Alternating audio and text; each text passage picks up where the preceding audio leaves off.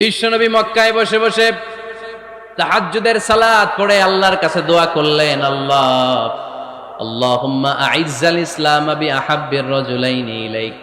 ও আল্লাহ, দুইজন লোকের নাম বলবো, দুইজনের দরকার নেই, এই দুইজনের একজনকে আপনি ইসলামের সুশীতল ছায়া তোলে এনে ইসলামকে বিজয় দান করে দেন।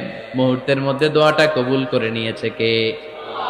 বিশ্বনবী বললেন, আল্লাহ, দুইজনের নাম বলবো আজকের দোয়ায়। আবি জাহাল ইবনে হিশাম, হয়তো হিশামের বেটা আবু জাহেলকে আপনি ইসলামের ভিতরে নিয়ে আসেন, কিংবা ওমর ইবনুল খাত্তাব, খাত্তাবের বেটা ওমরকে আপনি ইসলামের ছায়া তোলে নিয়ে আসেন। ওমরে ফারুকের জন্য দোয়াটা কবুল করে নিয়েছে কে? মক্কার যে অবস্থা, আল্লাহর হাবিব সাল্লাল্লাহু আলাইহি ওয়াসাল্লাম বুঝলেন মক্কার এই দুইজনের একজন যদি আমার সাথে না থাকে তাহলে মক্কায় দাওয়াতি কাজ চালিয়ে যাওয়া যাবে।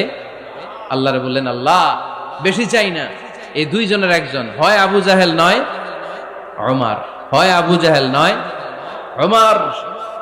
বিশ্বনবী যখন দোয়া করলেন, এই দোয়ার একটা ইমানি ধাক্কা, নুরানি ধাক্কা সাইয়েদনা ওমরে ফারুকের হৃদয়কে স্পর্শ করে ফেলল। দোয়া ইজ লাইক এ মিসাইল। এই যে আমরা দোয়া করি, এটা মিসাইলের মতো।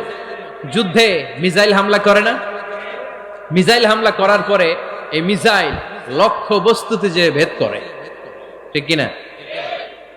তেমনি দোয়ার মতো যদি আপনি দোয়া করতে পারেন, আপনি যেই জন্য দোয়া করেছেন ঠিক ওই জায়গায় যে আপনার দোয়া স্পর্শ করে। সুবহানাল্লাহ পড়বেন না?